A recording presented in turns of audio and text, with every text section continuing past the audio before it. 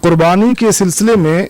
ایک یہ بھی سوال کیا گیا ہے کہ جو بندہ قربانی کرنے کا ارادہ رکھتا ہے، کیا صرف وہی انسان اپنے بال، اپنے ناخن وغیرہ ان 10 دنوں میں نہ کاٹے،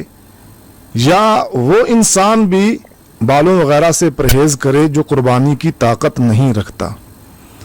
اس سلسلے میں صحیح مسلم کی ایک حدیث تو بہت واضح ہے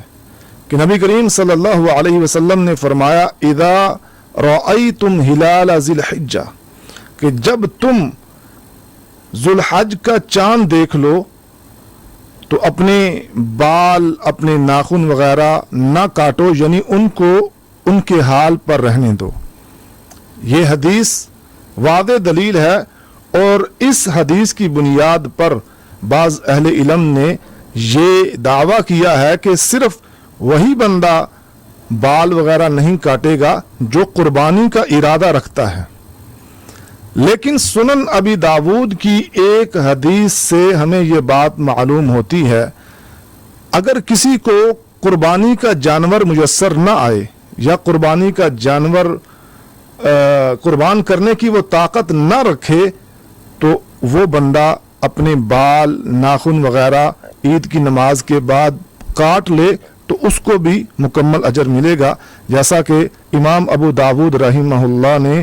اپنی سنن میں یہ روایت بیان کی ہے، جو سیدنا عبداللہ بن عمر بن عاص رضی اللہ تعالی عنہ سے مروی ہے کہ ایک آدمی نبی کریم صلی اللہ علیہ وسلم سے پوچھتا ہے، اللہ کے رسول، اگر میرے پاس صرف ایک دودھ دینے والا جانور ہو تو کیا میں اس کو بھی قربان کر لوں؟ تو آپ نے فرمایا نہیں، تم اپنے ناخن، اپنے بال اور جو زیر ناف بال ہیں وہ کاٹ لو تو تمہیں کامل اجر ملے گا۔ اس سے معلوم ہوتا ہے کہ اگر وہ انسان جو قربانی کی طاقت نہیں رکھتا یا قربانی کا جانور اسے میسر نہیں آتا، وہ بھی اپنے بال وغیرہ اس عشرے میں جو ذوالحجہ کا پہلا عشرہ ہے نہیں کاٹتا اور نماز پڑھ کے کاٹتا ہے، تو اللہ کے ہاں انشاءاللہ وہ اجر عظیم پائے گا۔